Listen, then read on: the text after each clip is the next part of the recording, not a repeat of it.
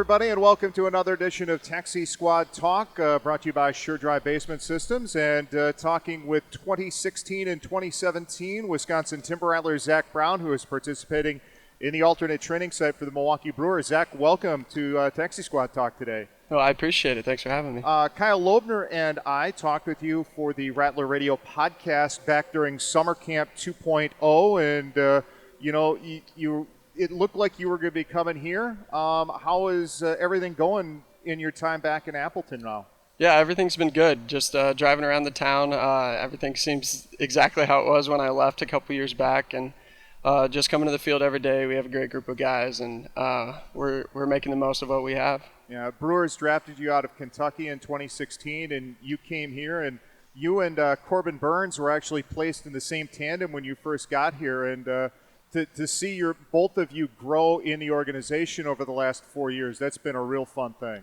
Yeah, it's been awesome to watch Burnsy just take off. I think I got sent back here in 17. He went to Carolina, and he just strung together a great season. Next season was a great season, got his debut, and it's awesome to see that for him, and hopefully I'll join him here shortly. Yeah, you guys kind of got dropped into a pennant race at the end of the 2016 season, and that was a pretty good experience for your first year in the Midwest League, wasn't it? Yeah, it definitely was. We had a great group of guys. I think since I've been drafted, we've had really good teams all the way through the affiliates, and that 16 team was stacked with talent. You see it not only our organization, but in other organizations after some trades, and it was a fun experience just to right away get into a postseason race. We are actually recording this on the 4-year anniversary of a Carlos Balonis 2-out, 2-run single in the bottom of the ninth inning to score a couple of runs to beat Peoria.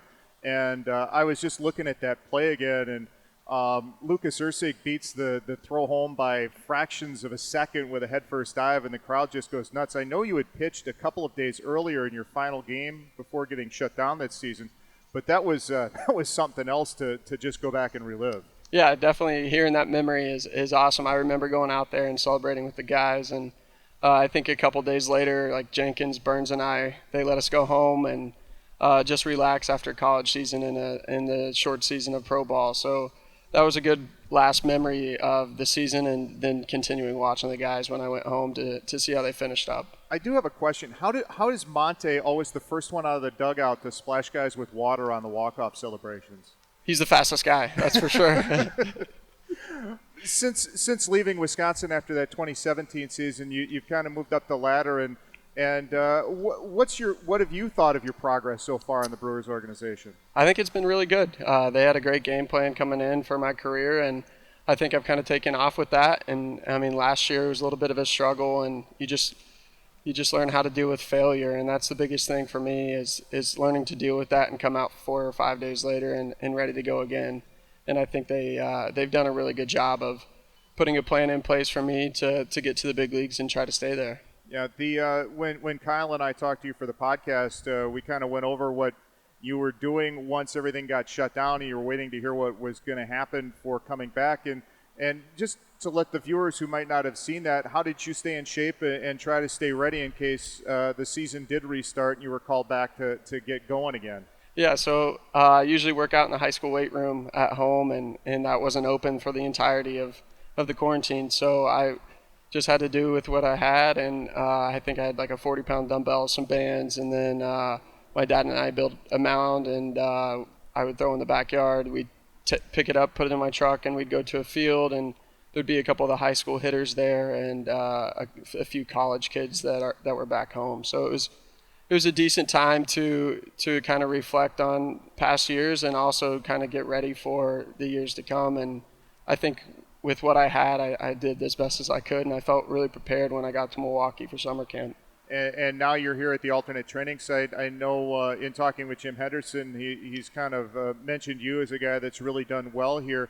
And in talking with you, you said it's a little tough the last couple of outings because you're facing the same guys over and over again. But still, it's I guess it's a process more than a results thing going on right now. Yeah, it definitely is. But it's also a good test.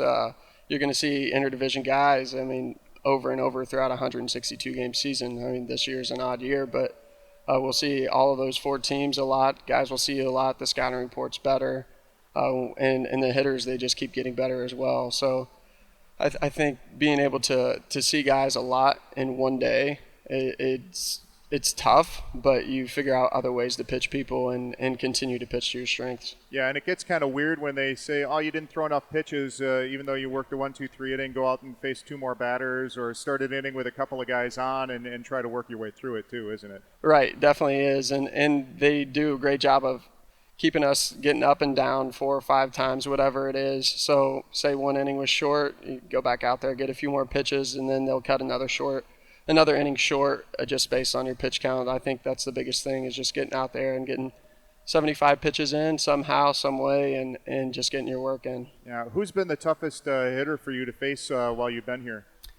Ooh, that's a tough one. I would say, Healy he has 3 or so years in the big leagues. He makes adjustments very quickly. Freitas, he caught me a lot last year, and he's very smart hitter, very intelligent, and that's just tough to sequence with Freitas. I think every at-bat is really a grind to try to figure out some sequences. And Tyrone, he's hitting the cover off the ball just like he always has, and he's always a tough AB as well. Last question, you brought up Ryan Healy, and Ryan, in some of the scrimmages I've seen, he's had a few of the more vocal outbursts at the virtual umpire. That's been new for all of us. We've all voiced our frustrations with it at times. What's the problem with it, or what's going on with? I guess you're used to the human element, maybe getting a little bit extra off of a corner, or a little high or a little low, but that the computer just kind of just goes. That was a strike. That was a ball. Yeah, I think from the pitching aspect, for me, I like to move the ball around, and I rely on a little bit more movement than some guys. And I think one pitch might clip the corner, and they say it goes around it. And then from the hitting aspect, you got a breaking ball that's coming down through the zone, and it ends well below the zone. And I don't throw a 12-6 breaker, so I haven't gotten that call. So I know a few pitchers have, and I don't think the hitters really enjoy seeing a ball bounce into the catcher and it being technically a strike. All right, Zach, hey, it's been great watching you pitch here again. I wish circumstances were different and we were seeing you up a couple of levels, but we're glad you're getting something out of this alternate training site, and thanks for joining us. Absolutely. Thanks for having me. All right, that'll be it for Taxi Squad Talk with Zack Brown, brought to you by Sure Dry.